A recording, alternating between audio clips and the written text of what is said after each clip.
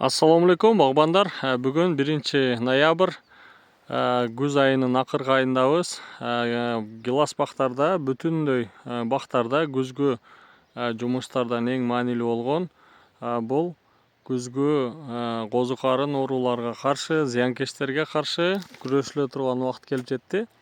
Азыр биз КГБ формасындагы скена сортунда 4,5 га 2,5 схемасына тигилген гилас бакта турабыз.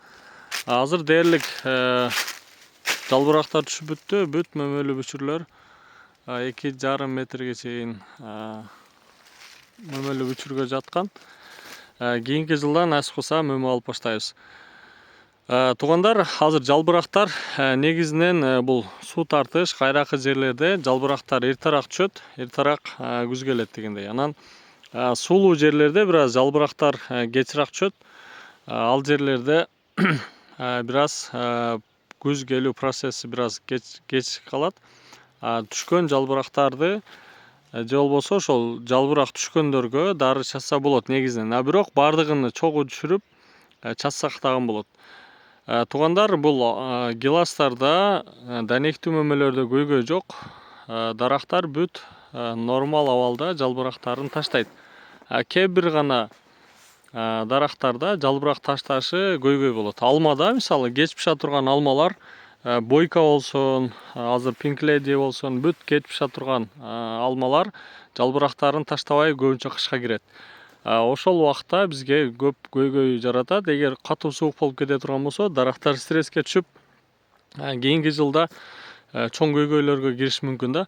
Ошол себептен азыр жапыз бойлуу, жарым жапыз бойлуу бактарда жалбырак менен калуу өтө кышкыга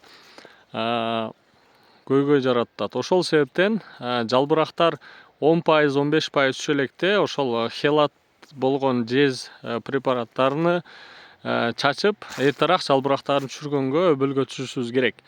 Себеби дарактар канча ошол эртерээк уйкуга кирсе, ошончо кыштагы катуу сууктарга, стресстерге кабылбайт. Эгер жалбырактар менен кирип кеткен болсок, анда кышкы сууктарда, катуу стресстерде кыйналып калат.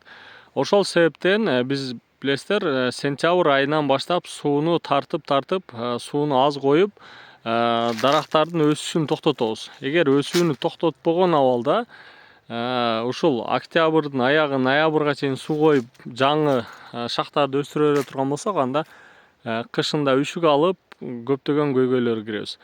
Ошол себептен жалбырактар эгер түшө элек болгон болсо, ошол 10%дан баштап түшүп баштаганда, ошол хелаттанган жез менен жалбырактарды түшүргөнгө аракет кылыш керек. Эгер түшүп баштаган болсо, анда ошол органикалык болгон фунгицидтерден медный купороз, железный купороз, жездүү, темирдүү купорозторду чачып,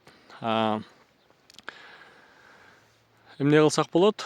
Ооруларга каршы күрөшсөк болот, профилактика катары. Андан кийин билесиздер, көп паршалуу, көп маанилүү өсүшкөн оорулар, көп оору түшкөн бактарда бизде ошол азот менен карбамид болбосо мочавина менен дагы жездүү купорозду аралаштырган абалда карбамидди 700 грамм кошуп, медный купорозду 300 грамм аралаштырмасына 10 литрге даярдап, чоң концентратта ушул бактарактарга иштөө жүргүзүлөт.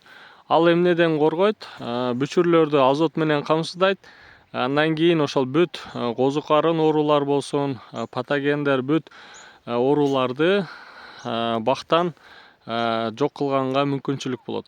Ошол себептен бардыгыңыздарга күз айында щитовкага болсун, щитовканы дагы билесиздер, эрте жазда жана кеч күздө чоң доза менен күрөшкөнгө болот. Ошол себептен ооруларына каршы органикалык фунгицидтерди же болбосо даяр меттүү жана жездүү препараттарды чачып, оорулардан арылсаңыздар болот.